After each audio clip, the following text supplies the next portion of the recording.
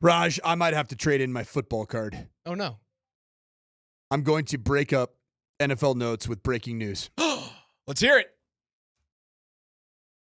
Just in from Peter DeBoer. Jason Robertson has been ruled out for game 1 for the Dallas Stars and is being updated to week to week. Quote, week to week. Bombshell news, Raj. Let's go! You are getting the Dallas Stars, a legitimate Stanley Cup contender, at the best possible time. That is amazing news for the Avalanche.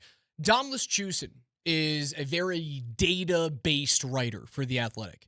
And he has all those models that say, hey, you have a 20% probability to win the West, an 11% probability to win the Cup based on all of these underlying possession metrics and all this stuff. He went through all of his playoff series round 1 matchups. The Dallas Stars, on paper, when healthy, a 53% chance to win the first round. 57% chance to win the first round. If Miro Heiskanen and Jason Robertson are not in the lineup, they drop down all the way to 43% in terms of probability based off of his model. And that is a puck possession model. Dallas, when they play at their best, they roll 4 lines, they muck things up in the neutral zone, they slow it down, but they are a possession-based team. That's why they have so many centermen who are 50% or higher on the draw. DeBoer loves getting the puck immediately and holding on to it so that they don't have to defend as much. That's huge. You can make the argument that Jason Robertson is the best forward on the Dallas Stars. You can. Now, Mikko Rantanen has something to say about that. But last year, Robertson is 2 seasons removed from a 100-point season. Jason Robertson also better puck possessor than Rantanen? Would you say? The numbers would not say that. Okay. The underlying metrics would say that Rantanen is a better possessor of the puck. Robertson is not as elite of a scorer as Rantanen whatsoever. From a defensive perspective, Jason Robertson is solid.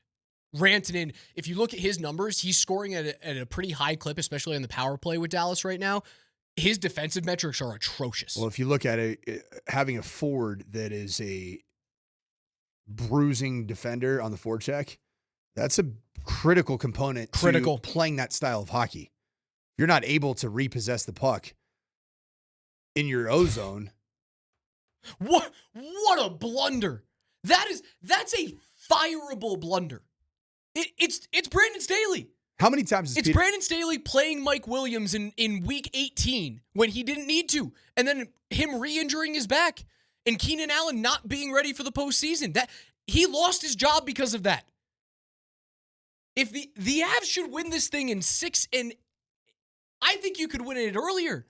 If he's week to week, man, that's everything. Now Dallas is built that you can withstand an injury to a player like that. But now you're missing either your number 1 or your number 2 forward. You're certainly missing your number 1 defenseman for a few games. Well, he's a possibility to come back middle. Let's be clear here. Jason Robertson is an identity piece of the DNA of how this team plays. Oh, yeah. Whereas Mikko Rantanen, talent-wise, certainly might be at a higher level and maybe career trajectory and being a Hall of Famer. Jason Robertson is a face of that franchise and how they want to play. He is a DeBoer prototype player.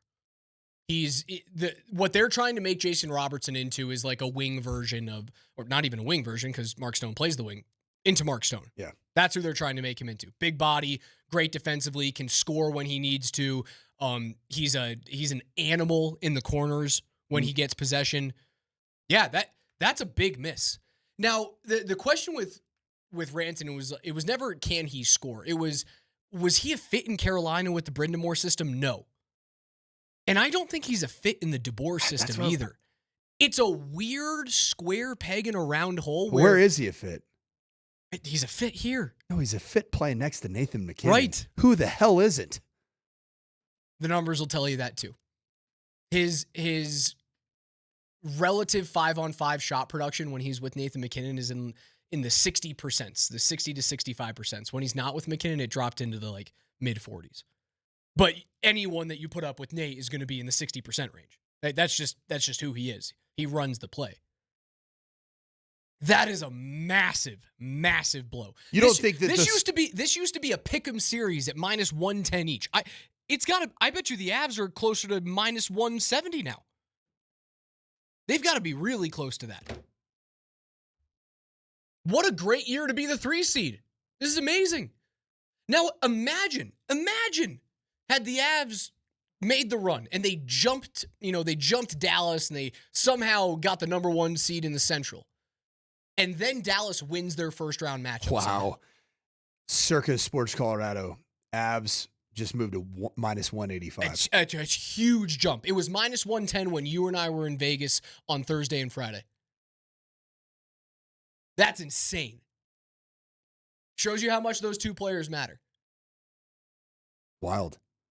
Yeah, breaking news. Jason Robertson downgraded to week, will miss game 1 of the Stanley Cup playoffs starting tomorrow right here on Altitude Sports Radio 92.5. You heard it here first from the newsbreaker himself, Coach Mike Sanford. I interrupted football. Yeah, you interrupted football. Stick and puck.